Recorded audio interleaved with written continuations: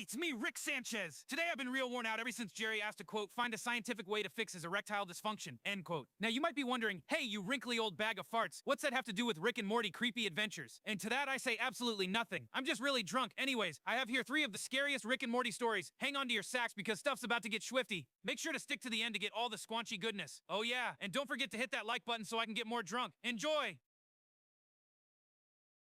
I knew something was wrong the moment I woke up staring at myself. Not metaphorically, literally. 2 identical Ricks standing over me while I was strapped to my own examination table like some bargain bin lab rat. And before you ask, no, I didn't strap myself there this time. I'm reckless, not a masochist. Both of the Ricks were mid-argument. He's the clone, one shouted. No, you're the clone, the other screamed back.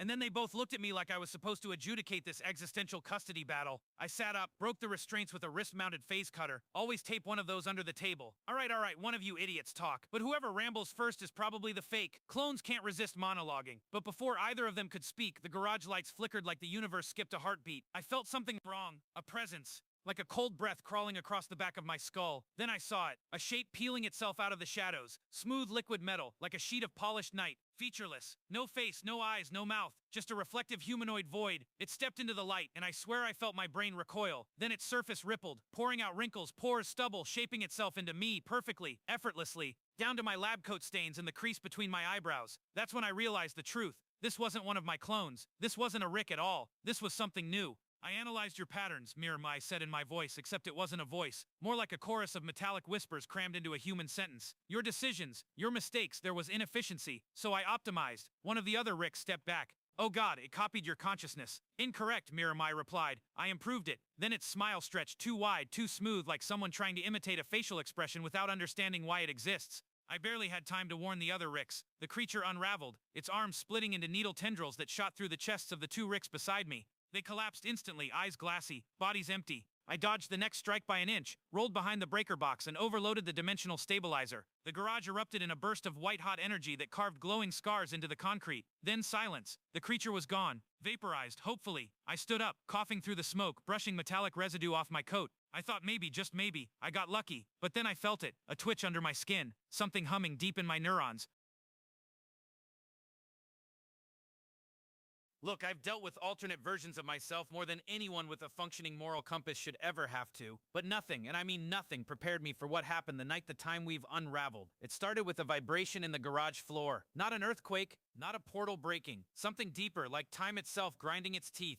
I was tightening a bolt on the chrono splicer when the air in front of me folded inward, origami style, until a slit in reality peeled open like a blinking eyelid. Then I stepped out of it. Not another me, not an alternate me, not even a future me. It was me 30 seconds ahead of myself, a perfect real-time duplicate. He looked panicked, sweaty, frazzled, even by my standards. Rick, he gasped, grabbing my shoulders. Don't touch the splicer. If you do, you're gonna planet. Before he could finish, another fold opened. A third Rick stumbled out. This one was bleeding from the nose, then a fourth, and a fifth, each one worse than the last. Some coughing, some burned, some shaking like they'd seen the cosmic equivalent of a jump scare. I pushed past one of them. Okay, what the hell did I break this time? The 5 Ricks all stared at me in perfect synchronized dread. In unison, they whispered, "It's coming." The garage lights blew out. Every monitor turned to static. The chrono splicer began spinning on its own, faster than its motor was even capable of. Then I felt something behind me, a presence pressing against the air, bending it, twisting the molecules until they vibrated like they wanted to scream. I turned slowly, and there it was, a Rick-shaped silhouette, but stretched, elongated, glitching like old VHS tape. Its skin was a shifting collage of timelines, birth, death, alternate lives, universes I never lived but somehow remembered all at once. Its face flickered through thousands of expressions in seconds. Too fast to track. Too fast to be organic. I am the accumulation, it gurgled. Every Rick that ever corrected a mistake left behind a discarded self. I am the pile of all your abandoned timelines. Great, a multiversal landfill monster made of me. Perfect. The creature lunged, phasing through matter like it was made of half-remembered dreams. One of the future Ricks screamed as the thing passed through him, absorbing him like spilled ink on paper. The others tried to run. It absorbed them too, until only me, the original me, was left. I aimed my portal gun, cranked it past safety, and fired a rift straight into uncharted space-time. The creature howled as the rift pulled at it like a black hole. Its fingers' long, shredded strands of failed timelines clawed the floor, but it couldn't hold itself together. The rift snapped shut. The creature was gone. The garage fell silent. I wiped my face with trembling hands. Then a voice whispered behind me, 30 seconds, Rick. That thing, you didn't destroy it. You created it, and it's coming back. I turned. A new me stood there, freshly unfolded from a tear in reality. He looked terrified, and he was me in 30 seconds, which meant I was about to be terrified too. I've opened more portals than I can remember, mostly on purpose, sometimes because I tripped while drinking. But about a week ago, I opened one I should have never opened. It started as a curiosity, a signal, a frequency I'd never seen. One that didn't match any known universe, plane, or dimension. It wasn't broadcasting out, it was broadcasting in, like something was calling. Morty begged me not to investigate, which obviously guaranteed that I was going to. I tuned the rift resonator to the signal's wavelength. Space twisted into a perfect circle in front of me, but instead of a window or a tunnel, it showed darkness, not normal darkness. This was the kind that seemed to breathe if you stared too long. Hello? I said. Yeah, I know. Dumb. Sue me. The darkness answered. Not with words, at least not in the human sense. I heard myself, my own voice, my own thoughts, echoing back, reversed, distorted, like the dimension was thinking me instead of me thinking into it. Rick, come in. My stomach dropped. That's not something you want a void to whisper at you. Then it pulled, hard. The portal wasn't sucking in air or objects. It was pulling on me, my mind, my consciousness. I felt my thoughts stretching toward it like taffy being peeled from my skull. I tried to shut the portal down. The controls wouldn't respond. The darkness was overriding everything, overriding me. My vision went white, and suddenly I wasn't in the garage anymore. I was standing inside an infinite black hall, lit only by faint blue lines stretching in every direction. Like a grid, a simulation, a cage. Shapes moved in the dark, tall, wrong, echoing with static.